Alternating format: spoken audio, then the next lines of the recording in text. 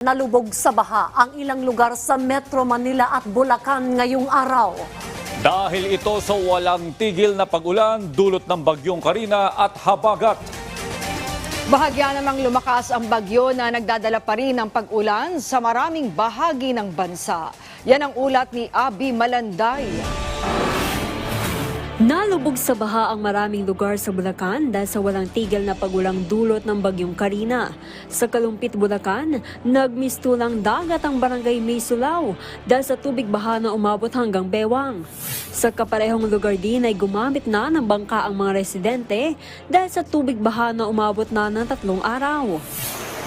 Nakuha na naman ng video ang malakas na agos ng tubig baha na ito sa Santa Maria, Bulacan na sinabayan pa ng malakas na ulan.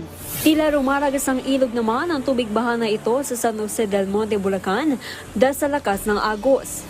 Sa Paumbong, Bulacan, 1 metro ng kuryente ang umusok nang tumaas ang level ng tubig baha.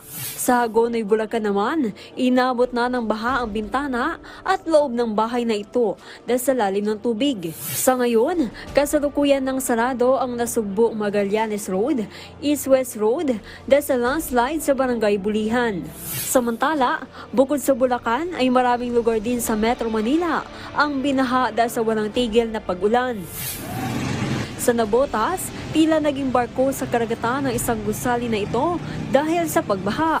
Habang sa kaparehong lungsod din ang bahang ito kung saan pinipilit pang umusad ng isang jeep. Sa Taft Avenue at Pedro Hill sa Maynila, umabot sa hanggang tuhod ang tubig baha kaya sa gilid na lang dumaan ang mga naglalakad.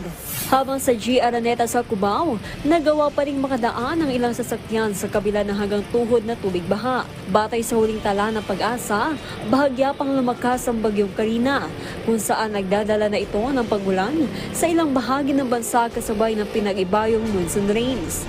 Abby Malanday para sa Pambansang TV sa Bagong Pilipinas.